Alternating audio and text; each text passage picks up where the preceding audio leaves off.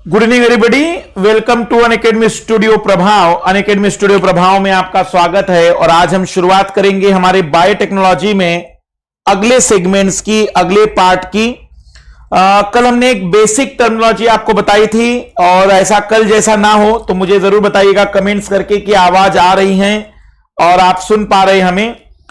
सबसे पहली और इंपॉर्टेंट बात अगर हम आप इसमें कहे तो बायोटेक्नोलॉजी थोड़ा सा बायोलॉजी के बहुत निकट है, इस कारण से इस विषय को ज्यादा इंपॉर्टेंस दिया जाता है मैथमेटिकल बैकग्राउंड के स्टूडेंट्स के द्वारा, क्योंकि उनके समझ से परे होता है। पर हम इसे इस तरीके से कवर करेंगे कि बहुत आसानी से यह विषय आपको वैसा ही इजी लगे जैसे बाकी लग रहे थे। सभी को गुड इवनिंग, सभी को गुड इवनिंग।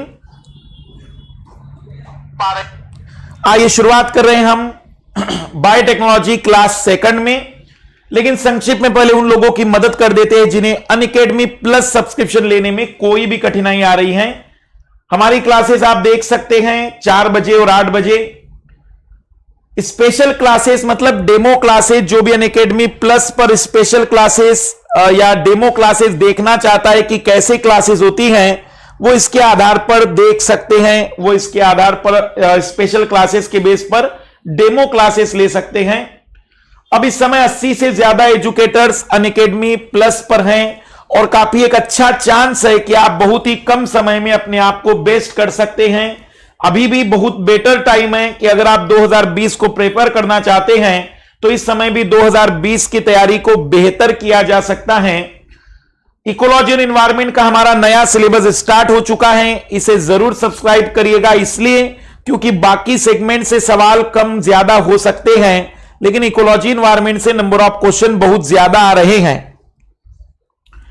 1 ईयर का सब्सक्रिप्शन 35,000 का है, लेकिन अगर आप MK लाइव यूज कर लेते हैं तो यह सब्सक्रिप्शन आपको केवल और केवल 31,500 में ही अवेलेबल हो जाएगा।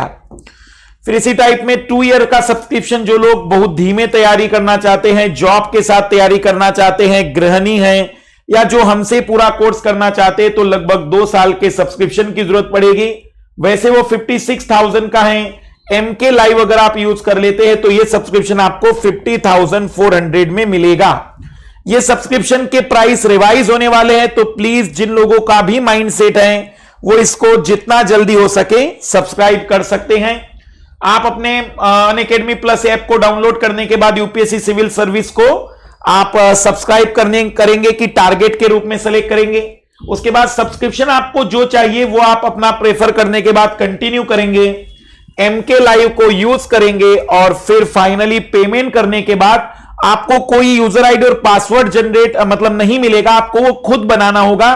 तो आप अपना जैसे ही मेल आईडी डालेंगे पेमेंट के बाद, तो आपसे वो अपना पासवर्ड पूछेगा, तो आप अपना पासवर्ड नया बना सकते हैं। तो बहुत ईजी स्टेप है। आइए शुरुआत करते हैं आज के क्लास की।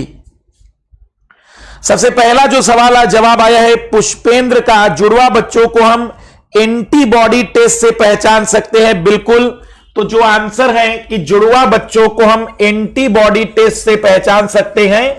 पर कौन से जुड़वा?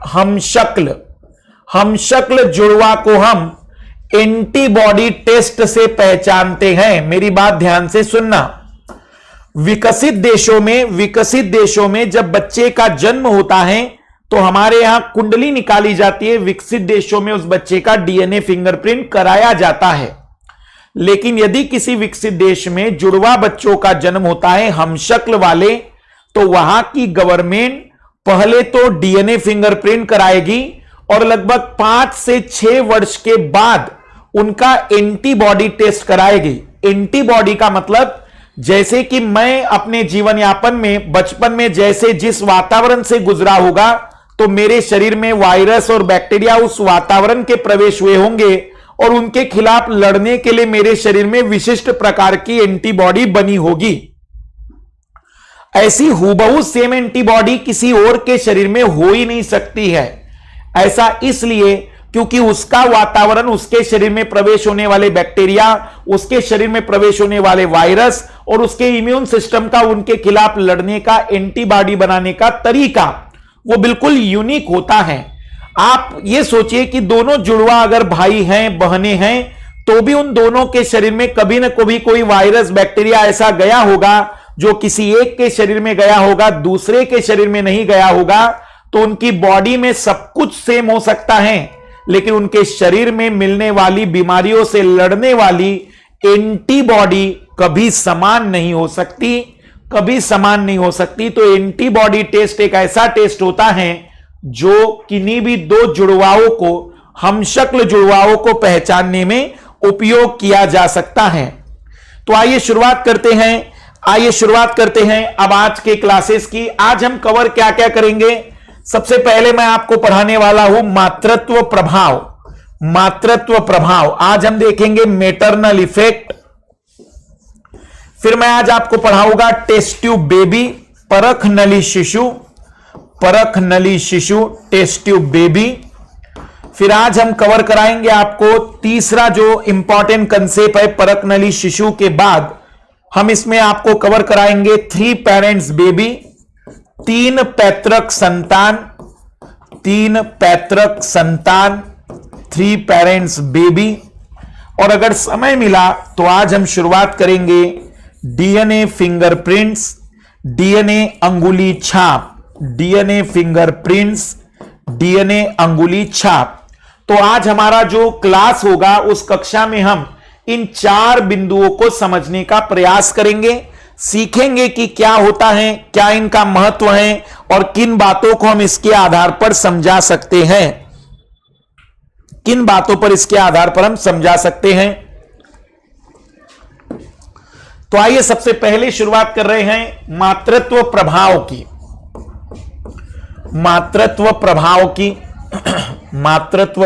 की।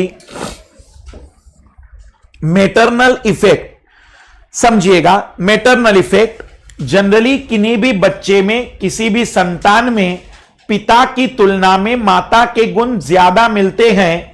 जीव विज्ञान में इस प्रकार की घटना मातृत्व प्रभाव कहलाती है। मेटरनल इफेक्ट का मतलब हुआ कि किसी भी बच्चे में पिता की तुलना में माता के गुणों का अधिक मिलना।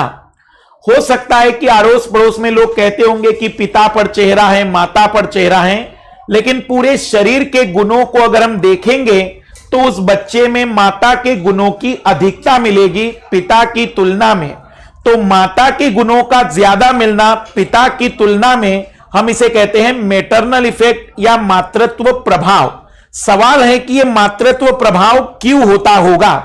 तो मातृत्व प्रभाव का जो बड़ा कारण है आइए जानते हैं। हम जानते हैं कि किसी बच्चे का निर्माण अंडाणु और शुक्राणु, स्पर्म और ओवम के मिलने के कारण एक जाइगोट बनेगा और उस जाइगोट में विभाजन से पूर्ण एक बच्चे का निर्माण होता है। जरा समझते हैं कि इस युग्मनज जो जाइगोट बनता है उसका निर्माण कैसे होता है। तो पुरुष अगली पीढ़ी बनाने के लिए स्पर्म शुक्राणु बनाता है और महिला अगली पीढ़ी बनाने के लिए अंडाणु बनाती है। और जब शुक्राणु और अंडाणु की मुलाकात होती है तो इस घटना को हमने नाम दिया था कल निषेचन। और इस निषेचन के बाद जो पुरुष का केंद्रक है, शुक्राणु का जो केंद्रक है, वो इस केंद्रक के साथ मिलेगा और दोनों केंद्रक मिलकर एक ऐसी संरचना बनाएंगे जिससे पूरे बच्चे का विकास होगा। इस दोनों केंद्रक के मिलने के बाद बनने वाली संरचना को नाम देते हैं जाइगोट, इसको नाम देते हैं युग्मनज, इसी को नाम देते हैं जाइगोट या युग्मनज। आपको समझना क्या है? देखो, बच्चे के निर्माण में पिता ने केंद्रक दिया मतलब 23 गुणसूत्र दिए, माता ने केंद्रक दिया मतलब 23 गुणसूत्र दिए। लेकिन पिता ने केवल केंद्रक दिया जबकि माता ने केंद्रक के साथ साथ ये पूरी कोशिका भी तो दी, ये पूरी कोशिका भी तो माता ने दी है। तो माता ने जाइगोट के निर्माण में केंद्रक के साथ साथ कोशिका भी दी और इस कोशिका के अंदर एक विशेष प्रकार की संरचना बैठी है जिसको हम नाम देते हैं माइटोकॉन्ड्रिया। और इस माइटोकॉन्ड्रिया के पास कुछ विशिष्ट प्रकार के जीन होते हैं। इस माइटोकॉन्ड्रिया के पास कुछ विशिष्ट प्रकार के जीन होते हैं। हमारे शरीर में, आपके शरीर में माइटोकॉन्ड्रिया जो आए हैं वो केवल माता से आए हैं, पिता के माइटोकॉन्ड्रिया हमारे शरीर में नहीं है। हमें पिता ने केवल 23 गुणसूत्र दिए थे, जो माता ने भी दिए हैं, क्योंकि 23 और 23 46 गुणसूत्र बन गए। लेकिन माइटोकॉन्ड्रिया हमारी बॉडी में जो आए वो केवल माता से आए हैं। तो ये अतिरिक्त जिन हैं जो हमारे शरीर में माता ने प्रवेश कराए हैं। इस कारण से इस दुनिया में किसी भी संतान में पिता की तुलना में माता के गुण ज्यादा ही मिलेंगे। मैं रिपीट कर रहा हूं पूरा कंसेप्ट। मातृत्व प्रभाव का तात्पर्य है पिता की तुलना में माता के गुणों का बच्चे में अधिक मिलना। ऐसा इसलिए होता है क्योंकि बच्चे के विकास के लिए बनने वाला युग्मनज में पिता और माता 23 गुणसूत्रों के केंद्रक देते हैं, लेकिन माता केंद्रक के साथ साथ कोशिका भी प्रदान करती है। और इस कोशिका में माता के माइटोकॉन्ड्रियल जिन मिलते हैं और यह जिन केवल माता के होते हैं। पिता से पुत्र को यह जिन या किसी पुत्री को यह जिन नहीं मिलते। इसी कारण से विकसित होने वाले बच्चे में पिता की तुलना में माता के लक्षण अधिक मिलते हैं। इस घटना को हम जीव विज्ञान में मातृत्व प्रभाव के नाम से जानते हैं। क्या यह बात आप लोग पूरी तरह से क्लियर कर पा रहे हैं कि मातृत्व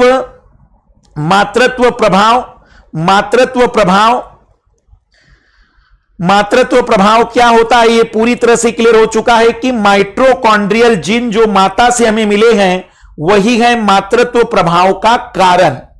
तो यह पहली घटना है जैव प्रौद्योगिकी में। कल हमने शुरुआत किया था जुड़वा बच्चों का होना, फिर आज हमने दूसरा रीजन बताया है मातृत्व प्रभाव। आइए अब हम शुरुआत कर रहे हैं परखनली शिशु की। अब हम बात कर रहे हैं परखनली शिशु टेस्ट ट्यूब बेबी की। परखनली शिशु टेस्ट ट्यूब बेबी। आइए अब हम समझने की कोशिश कर रहे हैं टेस्ट ट्यूब बेबी क्या होता है। कई लोगों को ऐसा लगता होगा कि बच्चे का विकास परखनली में होता है, तो ये टेस्ट ट्यूब बेबी है, पर इसमें ऐसा ना सोचिएगा कि बच्चे का विकास परखनली में होता है।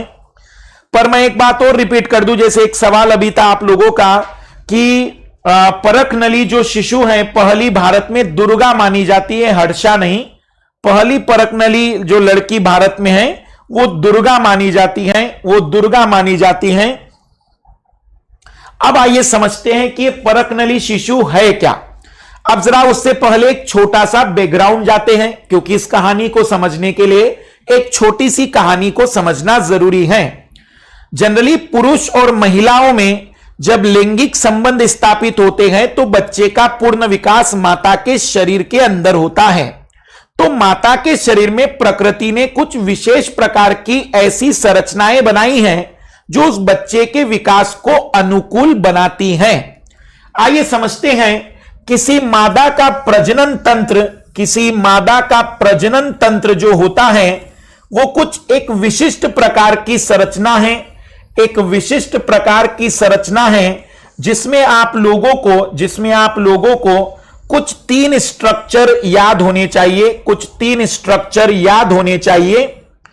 देखना, किसी भी मादा के शरीर में, किसी भी महिला के शरीर में जो मादा प्रजनन तंत्र है उसमें तीन महत्वपूर्ण संरचनाएं हैं।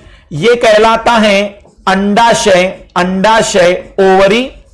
यह कहलाता है अंडाशय ओवरी।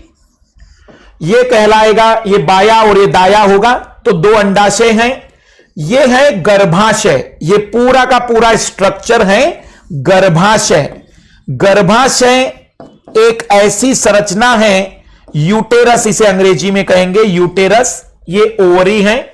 ये ऐसी इकलौती संरचना है जिसे वैज्ञानिक प्रयोगशाला में आज तक विकसित नहीं कर पाए हैं, क्योंकि अगर प्रयोगशाला में इसका विकास हो गया तो भविष्य में बच्चे के विकास के लिए माता के गर्भ की जगह हम प्रयोगशाला में भी बच्चे का विकास कर सकेंगे। पर ऐसा वातावरण, ऐसी परिस्थितियां आज तक कोई प्रयोगशाला में विकसित नहीं कर पाया। यह केवल एक माता के शरीर के अंदर मिलने वाले गर्भाशय की विशेषता है कि वहां बच्चे के विकास की सारी परिस्थितियां होती हैं। यहां पर ये जो दो नलियां हैं इनको नाम देते हैं फैलोपियन नलिका, फैलोपियन ट्यूब। फैलोपियन नलिका दो होती हैं। फेलोपियन नलिका, फेलोपियन ट्यूब, दो होती हैं। काम देखते हैं, ये वो स्ट्रक्चर है जो पूरे बच्चे के विकास की जिम्मेदारी निभाएगा। ये वो स्ट्रक्चर है जो मादा में अंडे बनाएगा। अंडे मतलब अंडाणु, जैसे कि शुक्राणु और अंडाणु की मुलाकात से फिर युग्मनज बनेगा और बच्चा बनेगा। तो वो अंडाणु कहां बनता है मादा के शरीर में? शरीर के अंदर इस संरचना में, जिसे अंडाशय हम नाम देते हैं। और जो अंडाणु और शुक्राणु की मुलाकात होती है, जब मादा या फिर हम कहेंगे कि पुरुष और महिला में लैंगिक संबंध स्थापित होते हैं, तो जो शुक्राणु और अंडाणु मिलते हैं, वो जो दोनों कोशिकाएं मिलती है, कोशिकाएं, अंडाणु और शुक्राणु वाली जो कोशिकाएं मिलती हैं, वो फेलोपियन नलिका में मिलती है। तो तीनों काम, यूटेरस बच्चे का विकास करेगा, फेलोपियन अंडाणु और शुक्राणु को मिलाने वाला स्थान है, और जो अंडाशय है वो अंडाणु का निर्माण करता है। यदि किसी महिला में फेलोपियन नलिका में कोई समस्या हो, तो फेलोपियन नलिका में अगर कोई प्रॉब्लम हो, फेलोपियन नलिका में ब्लॉक बन जाए, फेलोपियन नलिका ठीक ना हो, ऐसी परिस्थिति में वो जो दंपत्ति हैं, जो पति पत्नी हैं, वह परिपक्व हैं, जननक्षम्य हैं, लेकिन वो अगली पीढ़ी नहीं बना पा रहे हैं, क्योंकि अंडाणु और शुक्राणु की मुलाकात करने वाली जो जगह है, फेलोपियन नलिका, वह खराब है। ऐसी परिस्थिति में डॉक्टर सलाह देता है टेस्ट ट्यूब बेबी की, जिसे कई हॉस्पिटलों में IVF भी लिखा होता है। आप लोगों ने अस्पतालों में देखा होगा कि लिखा होता है इन विट्रो फर्टिलाइजेशन, IVF तकनीक की सुविधा है। इन विट्रो फर्टिलाइजेशन, आइए समझते हैं यह शब्द का मतलब क्या है।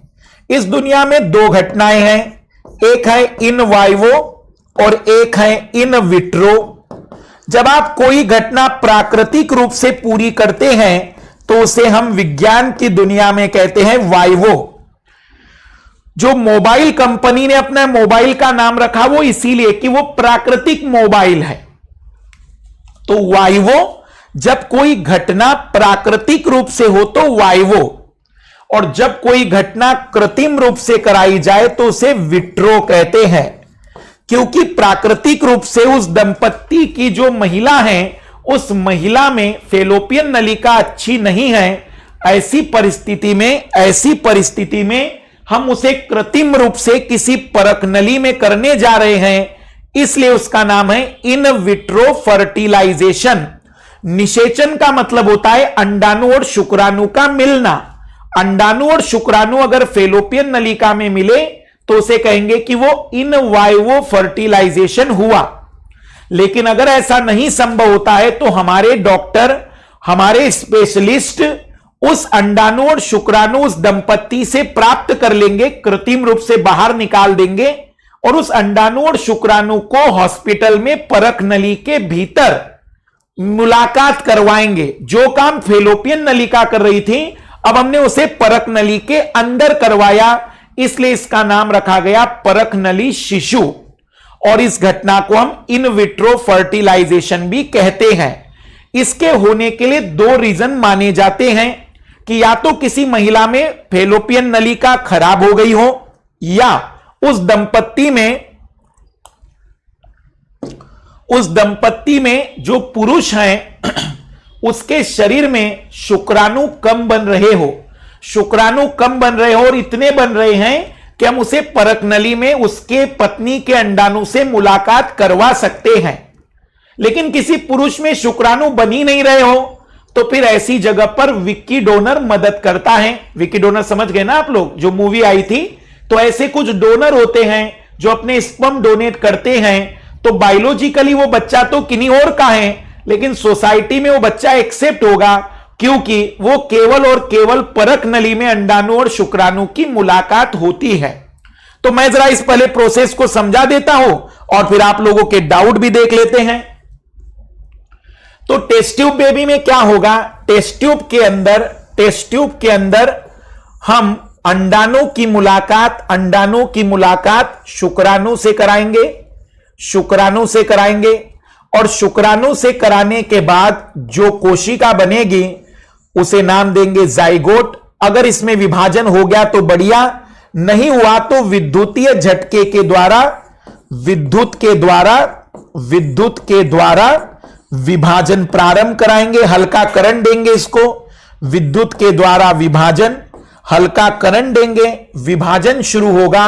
और जैसे ही विभाजन स्टार्ट हो गया तो फिर उस कोशिका में बहुत सारी कोशिकाएं बनना शुरू होगी। और जब वो 16 से 32 कोशिका की अवस्था में आएगा तो अब हम उस महिला के गर्भाशय में डाल देंगे, उसी महिला के गर्भाशय में डाल देंगे, उसी महिला के गर्भाशय में डाल देंगे। अब इस बच्चे का जो जन्म होगा हम उसे नाम देंगे कि वह परख नली शिशु था। परख नली में कोई बच्चे का विकास नहीं हो रहा है, 16 से 32 कोशिका की अवस्था में ही हम उसे कहेंगे कि वो परख नली शिशु था, परख नली शिशु था। मैं रिपीट कर रहा हूं, यह टेक्नोलॉजी भारत में एक्सेप्टेबल है, बहुत सारे अस्पतालों में इस प्रकार की सुविधाएं हैं और यह भारत में स्वीकार करता है बहुत बड़े स्तर पर। तो मैं रिपीट कर रहा हूं, आप लोगों ने केवल और केवल उस महिला, उस दंपत्ति के अंडाणु और शुक्राणु की मुलाकात बाहर करवाई है, बाकी सब कुछ उसी दंपत्ति के पत्नी के गर्भाशय के अंदर बच्चे का विकास हो रहा है। तो जब किसी महिला में फैलोपियन नलिका खराब हो या उस दंपत्ति के पुरुष में शुक्राणु की संख्या कम हो, तब इस परिस्थिति में बच्चे का निर्माण या बच्चे का विकास वैज्ञानिक पद्धति से कराया जाता है। इसे परख नली शिशु या टेस्ट ट्यूब बेबी कहा जाता है। यहां एक नैतिकताओं के आधार पर एक सवाल खड़ा होता है, क्या भारत जैसे अत्यधिक जनसंख्या वाले देश में इस प्रकार के तकनीक का होना अनिवार्य है? तो आप उत्तर के रूप में थोड़ा संभल कर आंसर जरूर देंगे कि निश्चित ही भारत की जनसंख्या अत्यधिक है और यहां पर लोगों को सबसे पहले मोटिवेट किया जाए।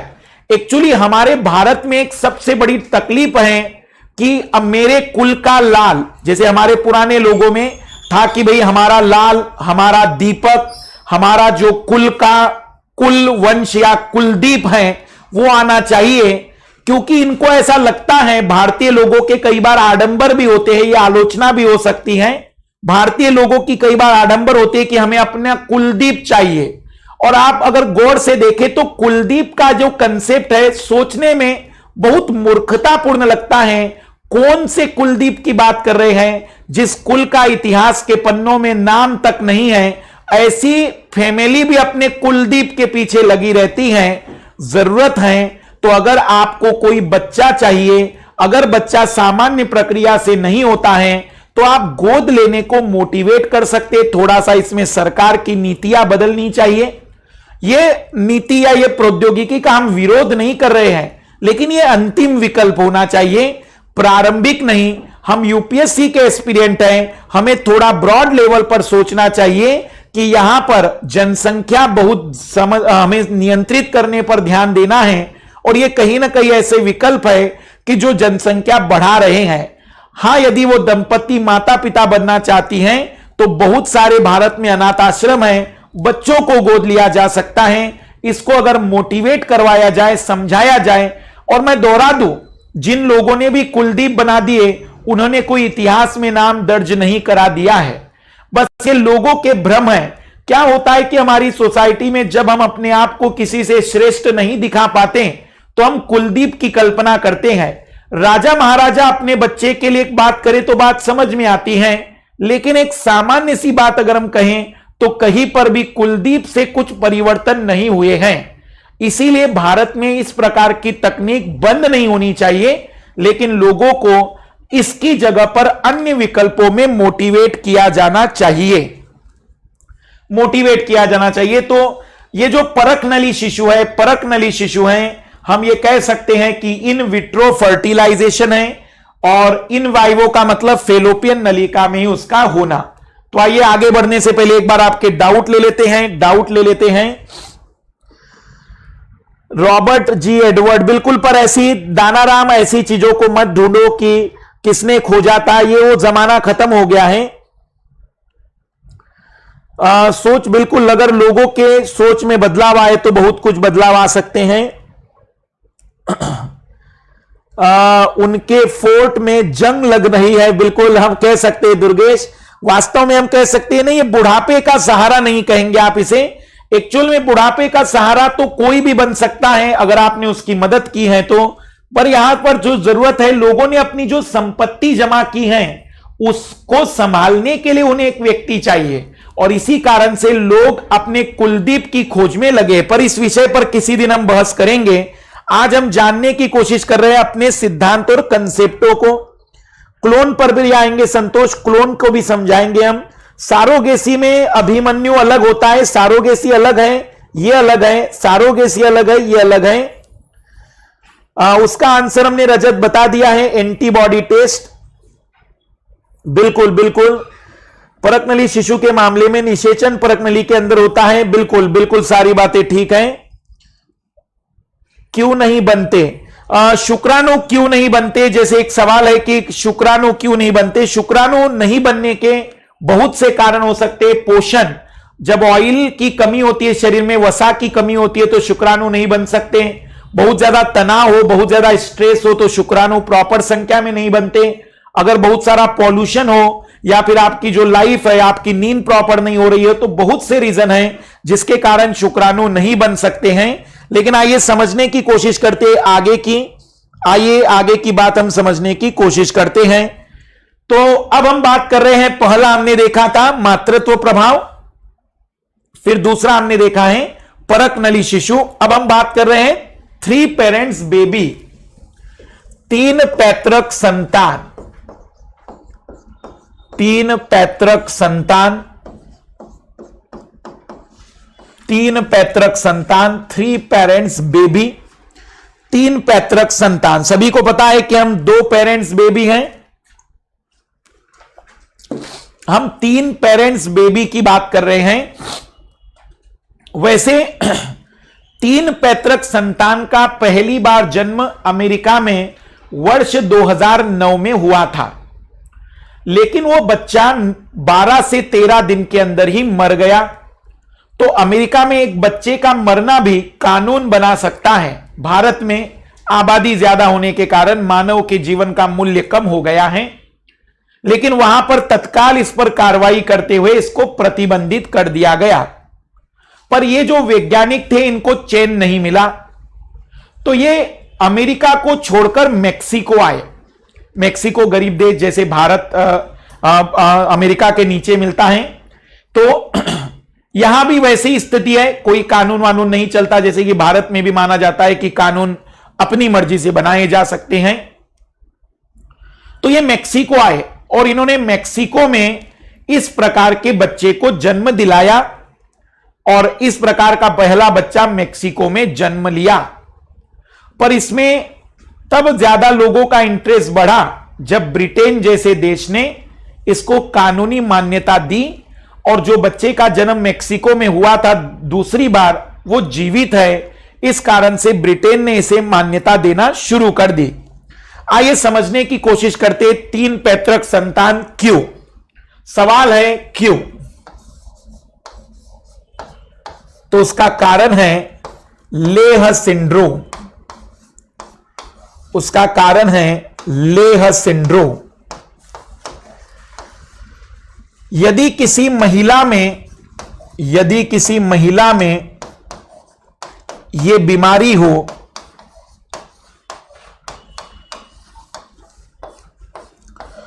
तो उस बच्चा जो महिला से बनेगा, उस सभी बच्चों में बीमारी ट्रांसफर होगी, क्योंकि यह बीमारी माइटोकॉन्ड्रियल जिन के कारण होती है। माइटोकॉन्ड्रियल जिन के कारण होती है। लेह सिंड्रोम एक बीमारी है जो माइटोकॉन्ड्रियल जिन के कारण होती है, और माइटोकॉन्ड्रियल जिन की इस बीमारी में किसी भी मानव की जो मांसपेशियां हैं वो कमजोर होती हैं, उतनी मजबूत नहीं रहती हैं। तो मांसपेशियों के कमजोर होने के कारण हाथ पैर और हम कहेंगे कि श्वसनीय मांसपेशियों का अच्छा विकास नहीं होता। इस बच्चे की आयु बहुत छोटी होती है और हम कह सकते हैं कि इस बीमारी के कारण शरीर में जो कंकालीय तंत्र है वो कहीं ना कहीं अच्छा विकसित नहीं होता। तो 3 पेरेंट्स बेबी उन दंपतियों को सलाह दी जाएगी जिस दंपति में महिला को लेह सिंड्रोम होगा, क्योंकि अगर महिला को लेह सिंड्रोम है तो वह माइटोकॉन्ड्रियल जीन खराब है और माइटोकॉन्ड्रियल जीन खराब होने के कारण उसके बच्चों में यह प्रॉब्लम रहेगी। जनरली ये पुरुषों को ज्यादा प्रभावित करती है महिलाओं की तुलना में, और इसी कारण से महिलाएं एक बार लंबी आयु जी लेती हैं लेकिन पुरुषों की आयु इसमें बहुत ही कम रहती है। तो लेह सिंड्रोम जिसमें माइटोकॉन्ड्रियल जीन खराब हो जाते हैं, ऐसी परिस्थिति में इस तकनीक का उपयोग किया जाता है। आइए समझते हैं। मान लो कि ये दंपत्ति है और इस दंपत्ति में ये महिला है जिसे लेह सिंड्रोम है। ये उस दंपत्ति में पुरुष है, तो ये पिता है और ये माता है। इस पिता के शरीर से स्पर्म निकाल दिए गए और इस माता के शरीर से ओवम निकाल दिया गया।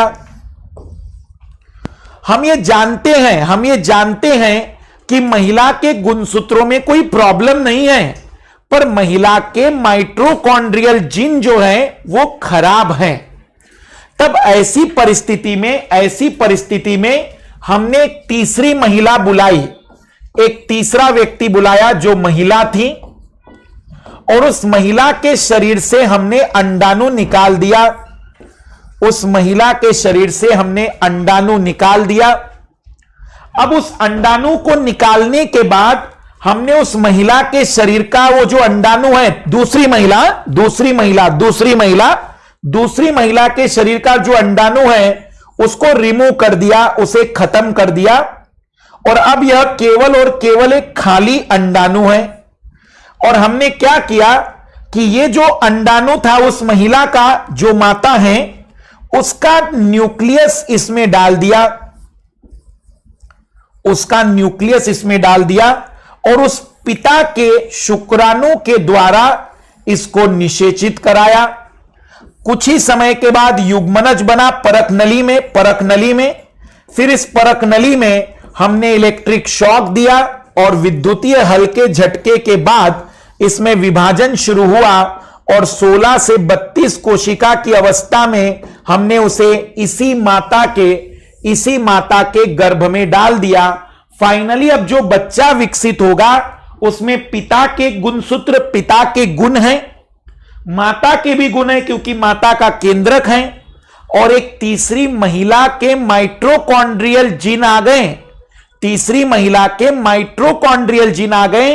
तो एक ऐसा बच्चा है जिसमें 3 लोगों के जीन मिलते हैं, 2 महिला और एक पिता, 2 महिला और एक पुरुष के गुण मिलेंगे। इस कारण से इसे कहा गया 3 पैतृक संतान। इसके 3 मां बाप हैं, मतलब 2 माता और एक पिता, 2 माता और एक पिता। मैं रिपीट कर रहा हूं पूरी कहानी। इस प्रकार की घटना वहां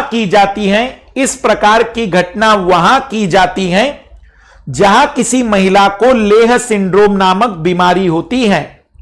इस बीमारी में मांसपेशियों का बेहतर विकास नहीं हो पाता। यह बीमारी माइटोकॉन्ड्रियल जीन के खराबी के कारण होती है। और अभी हम लोगों ने सीखा कि किसी भी बच्चे के शरीर में जो माइटोकॉन्ड्रियल जीन होते हैं वो माता से आते हैं। तो ऐसी परिस्थिति में हमने एक दूसरी महिला का अंडाणु निकाला और उस अंडाणु का केंद्रक हटा दिया और उसमें इस दंपत्ति के दोनों अंडाणु और शुक्राणु के केंद्रक डाल दिए। फाइनली जो बच्चा विकसित हुआ उसमें 3 लोगों के गुण प्रवेश करेंगे, और जब 3 लोगों के गुण प्रवेश करेंगे तो हम ये कह सकते हैं कि ये जो बच्चा होगा ये 3 पेरेंट्स बेबी कहलाएगा, 3 पैतृक संतान कहलाएगा, 3 पेरेंट्स बेबी कहलाएगा।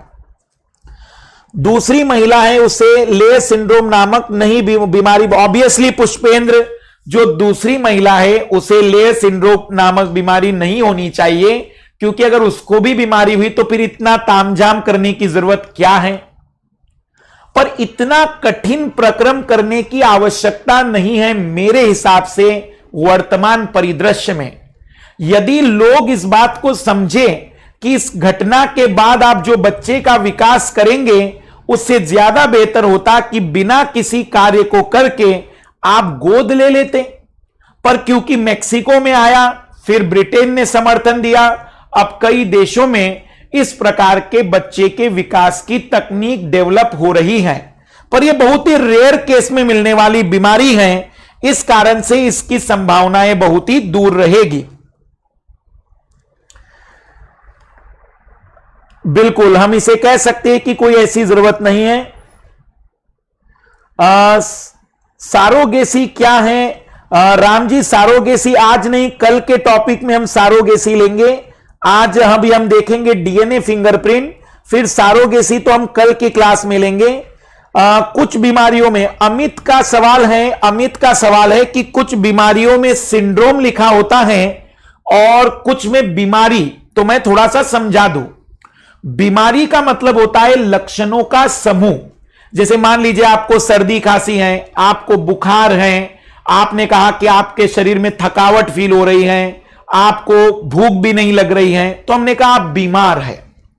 लेकिन अगर किसी शरीर में बीमारी के समूह हमला करें, इसका मतलब उस व्यक्ति में एक बीमारी नहीं 5-6 बीमारियां 10 बीमारियां हमला करें, तो ऐसे व्यक्ति को सिंड्रोम कहेंगे। लक्षणों का समूह बीमारी है और बीमारियों का समूह सिंड्रोम होता है। तो क्या आप बीमारी और सिंड्रोम शब्द समझ पाए हैं? सारोगेसी एक क्रिया के कोख होती है, किराए की कोख। बिल्कुल विकास पर अभी नहीं, कल की क्लास होगी। सिंगल पेरेंट्स बता दीजिए सर। सिंगल पेरेंट्स पर भी हम बात करेंगे जब सारोगेसी पर आएंगे दुर्गेश, तो सिंगल पेरेंट्स पर भी हम बात करेंगे। रोशन बिल्कुल कंटिन्यू रहो। बिल्कुल आप अभी सिंगल पेरेंट, सारोगेसी, उन सबको हम बाद में देखेंगे। अभी हम चर्चा कर रहे हैं जो कंटिन्यूअसली सिलेबस है उसके अकॉर्डिंग। इंडिया में अभी इसको कोई मान्यता नहीं दी गई है। उसका कारण है क्योंकि इंडिया में सबसे पहले तो लेह सिंड्रोम के लोग मिलने चाहिए, लोगों को पता होना चाहिए कि ऐसी भी कोई बीमारी होती है। ये उन विकसित देशों की सोच है जिन लोगों के पास पैसा या धन बहुत ज्यादा है, इसलिए भारत में अभी इस पर कोई चर्चाएं नहीं है। तो आइए आगे बढ़ते हैं और शुरुआत करते हैं डीएनए फिंगरप्रिंट।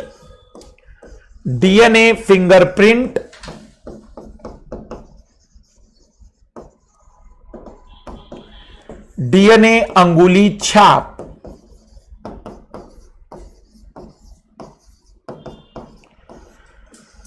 डीएनए अंगुली छाप समझते हैं कि सारी घटनाक्रम क्या है। आगे बढ़ते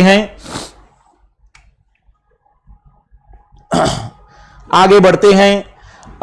रोहित अभी रीजनिंग की कोई बात नहीं। जापानी जोड़े वाली वो भी बात करेंगे कल हम देखेंगे जब सारोगेसी पर हम आएंगे। तब इस पर चर्चा करेंगे।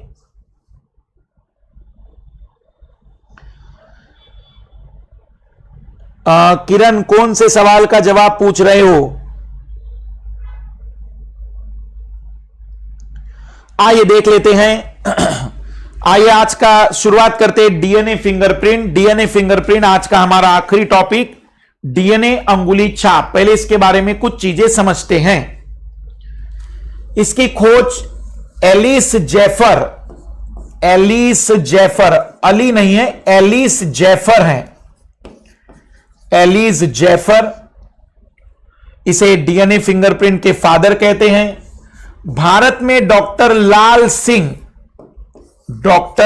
सिंह भारत में इसके फादर कहलाते, क्योंकि इन्होंने ही भारत में इस टेक्नोलॉजी को सीख कर लाया। तीसरा, यह बायोमेट्रिक्स की तकनीक है।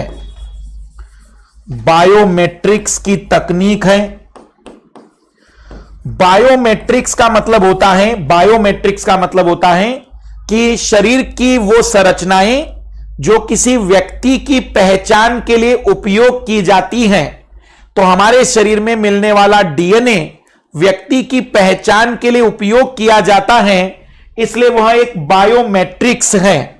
वह एक प्रकार का एक ऐसा अंग है जो हम लोगों को जानने और पहचानने के लिए उपयोग करते हैं। तो बायोमेट्रिक्स की एक तकनीक है। और चौथा, यह केवल हमशक्ल जुड़वा को पहचान नहीं सकता। हमशक्ल जुड़वा को पहचान नहीं सकता। यह केवल हमशक्ल जुड़वा को पहचान नहीं सकता, बाकी इस दुनिया में यह किसी भी व्यक्ति की पहचान की यूनिक मेथड है। किसी भी व्यक्ति के पहचान की यूनिक मेथड है। तो अगर एक सिंपल सी बात मैं आप लोगों से कहूं तो ये 4 बातें रटी होनी चाहिए। एलिस जेफर इसके फादर हैं। भारत में डॉक्टर लाल सिंह ने लाया। ये बायोमेट्रिक्स की तकनीक है। ये केवल हमशक्ल जुड़वा को पहचान नहीं पाती, बाकी यह किसी भी मानव को आइडेंटिफाई करने की सबसे उन्नत तकनीक है। सबसे उन्नत तकनीक है। अब इसका सिद्धांत बता रहे हैं कि ये किस आधार पर काम करता है। अब हम इसका सिद्धांत बता रहे हैं कि ये किस आधार पर काम करता है। तो अब समझिएगा, यहां पर थोड़ा सा कंसेप्चुअल और टेक्निकल जा रहे हैं हम लोग। मानव के शरीर में गुणसूत्र मिलते हैं 46, और गुणसूत्र का मतलब हम ये कह सकते हैं कि डीएनए के धागे मिलते हैं 46। डीएनए के धागे हैं 46। हमारे इस डीएनए में केवल और केवल 2 से 3% डीएनए ही सक्रिय है। 2 से 3% डीएनए ही सक्रिय है। बाकी 97 से 98% डीएनए निष्क्रिय है। निष्क्रिय है। मैं रिपीट कर रहा हूं, हमारे शरीर में जितना डीएनए है उनमें से केवल 2 से 3% डीएनए सक्रिय है। हमारे शरीर का पूरा निर्माण केवल 2 से 3% डीएनए से हुआ है, बाकी डीएनए निष्क्रिय है। यदि इस 2 से 3% डीएनए में कोई संरचना बदल जाए तो फिर आपको कोई आनुवांशिकीय बीमारी हो सकती है। हो सकता है कि आपकी संरचना में परिवर्तन आ जाए। हो सकता है कि कोई व्यक्ति जन्म से ही आंखें नहीं होती, जन्म से ही हाथ नहीं होते, तो हो सकता है कि वो 2 से 3% सक्रिय डीएनए बदला होगा। लेकिन अगर ये निष्क्रिय डीएनए बदल जाए तो निष्क्रिय है, उसके बदलाव से शरीर में कोई बदलाव नहीं होता। इस डीएनए को सैटेलाइट डीएनए भी कहते हैं। इस डीएनए को सैटेलाइट डीएनए भी कहते हैं। जैसे कि हमारे सैटेलाइट पृथ्वी के चारों ओर घूमते हैं, ग्रह के चारों ओर घूमते हैं, तो वैसा निष्क्रिय डीएनए सक्रिय डीएनए के चारों ओर मिलता है। मान लो कि यहां पर यह सक्रिय डीएनए है, यह सक्रिय डीएनए है, तो इसके चारों तरफ बचे हुए हिस्से में अब आपको निष्क्रिय डीएनए मिलेगा। यह निष्क्रिय डीएनए, यह निष्क्रिय डीएनए, यह निष्क्रिय डीएनए। तो हम ये कहते हैं कि एक उसके चारों तरफ मिलता है, इसलिए सैटेलाइट डीएनए भी इसको कहते हैं। सैटेलाइट डीएनए हर मानव में अलग अलग आकृति या अलग अलग रूप में है। इस सैटेलाइट डीएनए की बहुरूपता, इस सैटेलाइट डीएनए की बहुरूपता हमारे डीएनए फिंगरप्रिंट का आधार है। मैं रिपीट कर रहा हूं, अगर 2 से 3% वाला डीएनए कुछ भी बदल जाए तो हमें बीमारियां होगी, लेकिन वो 98% खराब डीएनए, निष्क्रिय डीएनए भी बदलता है। मेरे अंदर, आपके अंदर अलग अलग है, लेकिन हमें कोई उससे परिवर्तन या हमारे शरीर पर कोई प्रभाव नहीं होगा क्योंकि वो निष्क्रिय है। पर उस निष्क्रिय डीएनए की संरचना मेरे में और आपके अंदर बहुत अलग अलग है, और यही डीएनए फिंगरप्रिंट का आधार हैं। इसके रूप में जो बदलाव होता है पीढ़ी दर पीढ़ी, मुझ में, आप में, किसी और में, वही डीएनए फिंगरप्रिंट का आधार है। तो डीएनए फिंगरप्रिंट का आधार क्या है? सैटेलाइट डीएनए या निष्क्रिय डीएनए की बहुरूपता। जो डीएनए की बहुरूपता है, जो अलग अलग संरचना उसकी मिलती है, उसे साइंस की दुनिया में हम नाम देते हैं VNTR, variable number of tandem repeats. Variable number of tandem repeats, ये जो रिपीट होते हैं डीएनए, सैटेलाइट डीएनए, इनका नंबर, इनका सीक्वेंस, इनका रूप, इनकी संरचना निष्क्रिय डीएनए के संरचना, निष्क्रिय डीएनए का रूप, निष्क्रिय डीएनए का नंबर, ये सब कुछ हमारे अंदर, नंबर मतलब उसके टुकड़े हमारे अंदर अलग अलग हैं। और इसी कारण से इसका जो आधार है वो VNTR कहिए, या फिर इसका आधार कहेंगे निष्क्रिय डीएनए की बहुरूपता। क्या आप ये शब्द समझ पा रहे हैं? निष्क्रिय डीएनए की बहुरूपता। निष्क्रिय डीएनए की बहुरूपता डीएनए फिंगरप्रिंट का आधार होती है। आइए देखते हैं डीएनए फिंगरप्रिंट करते कैसे हैं। मान लो कि कहीं पर मर्डर हुआ है और हमें वहां पर कुछ कोशिकाएं मिली है, और उस कोशिका से हमें यह पहचानना है कि वो व्यक्ति कौन है। जनरली विकसित देशों में जन्म के साथ ही डीएनए फिंगरप्रिंट कर लेते हैं। तो मान लो कि विकसित देशों में मर्डर हुआ और हमें वहां पर कोई कोशिका मिल गई, हमने उस कोशिका के केंद्रक में से डीएनए निकाला,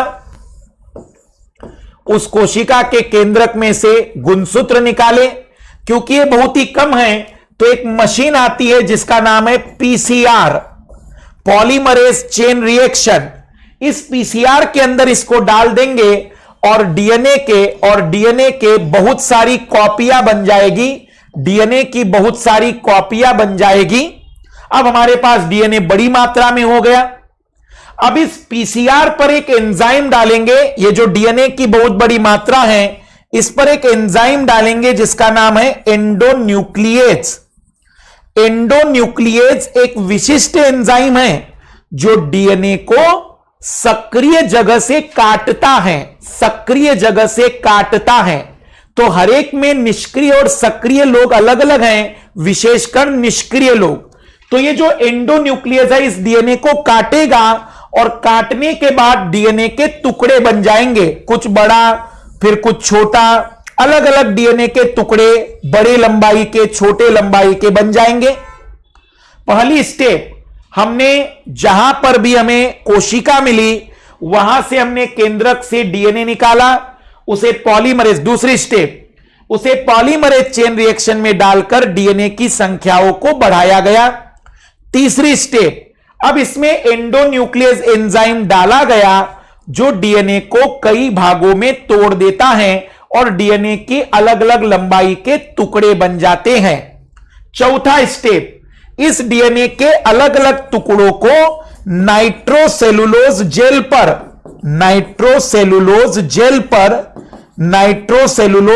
पर डाल देते हैं और इस जेल में विद्युत धारा को प्रवाहित करते हैं।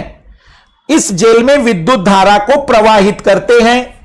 जनरली डीएनए पर निगेटिव चार्ज होता है, ऋणात्मक आवेश होता है, तो डीएनए के टुकड़े धनात्मक आवेश की ओर गतिशील होना शुरू हो जाते हैं।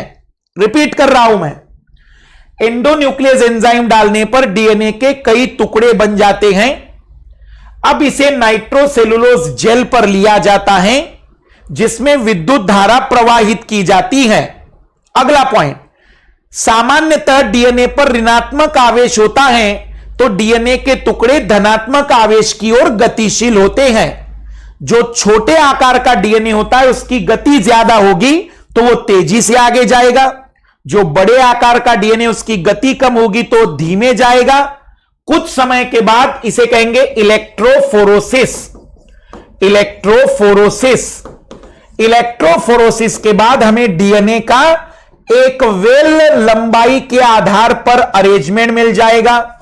लंबाई के आधार पर हमें एक बढ़िया सा अरेंजमेंट मिल जाएगा, जिसमें सबसे बड़ा डीएनए सबसे पीछे होगा और जो छोटा डीएनए का टुकड़ा है वो सबसे आगे होगा। तो अब हमने इसमें इलेक्ट्रोफोरोसिस करा दिया, जिसमें डीएनए की लंबाई के आधार पर अरेंजमेंट हो गया। डीएनए के टुकड़े जो छोटे थे वो आगे और उसके पीछे बड़े डीएनए बनते चले गए। फाइनली अब हमने इस पर पिगमेंट डाल दिया। पिगमेंट का मतलब एक ऐसा वर्णक डाल दिया जो इसमें चमकीली धारियां बनाएगा, और ये जो चमकीली धारियां बनाएगी इनका पैटर्न जैसा मेरे अंदर होगा वैसा किसी और के अंदर नहीं मिलेगा। यही चित्र डीएनए फिंगरप्रिंट कहलाएगा। यही चित्र डीएनए फिंगरप्रिंट कहलाएगा। स्टेप बाय स्टेप रिपीट कर रहा हूं। सबसे पहले किसी कोशिका के केंद्रक को बाहर करना, केंद्रक में से डीएनए निकालना, उसे पीसीआर मशीन में डालकर उसकी मात्रा बढ़ाना, एंडोन्यूक्लियस एंजाइम के द्वारा उसके टुकड़े करना, फिर इलेक्ट्रोफोरोसिस नाइट्रोसेलुलोज जेल पर डालकर विद्युत धारा प्रवाहित करना, जिसे इलेक्ट्रोफोरोसिस कहेंगे। यहां पर डीएनए पर ऋणात्मक आवेश होता है, वो धनात्मक की ओर गति करता है। जो सबसे छोटे आकार का डीएनए होता है वो आगे सबसे रहेगा, उसके अकॉर्डिंग पीछे होते चले जाएंगे टुकड़े, और एक बेहतर लंबाई के आधार पर क्रम मिलता है। अब इस पर विशेष प्रकार के पिगमेंट डाले जाएंगे, जिसके कारण रंगीन धारियों का निर्माण होगा।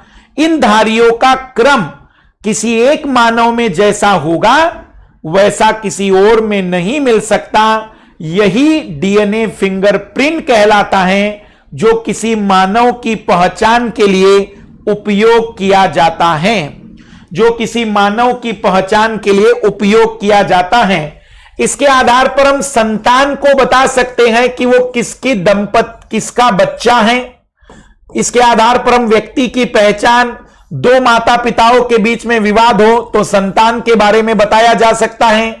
इसके आधार पर हम अपराध शास्त्र में अपराधी को जल्दी पकड़ सकते हैं।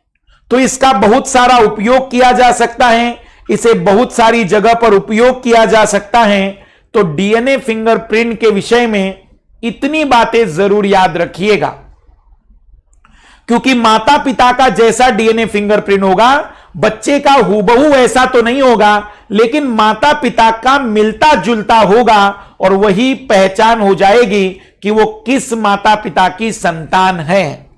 तो अपराध शास्त्र में कई और जगह पर डीएनए फिंगरप्रिंट का उपयोग किया जाता है अपराधी को पहचानने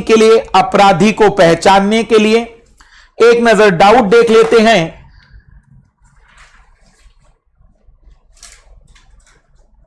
बढ़िया राम जी।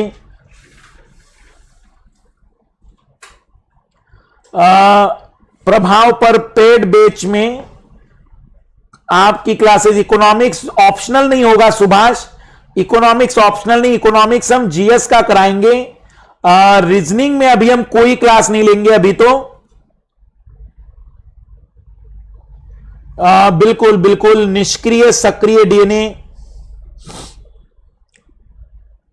बिल्कुल आकांक्षा। इंडिया में हैदराबाद में डीएनए फिंगरप्रिंट कराने की लेबोरेटरी है, जो डॉक्टर लाल सिंह की है, जो लाल पैथोलॉजी के नाम से चेन चलाते हैं।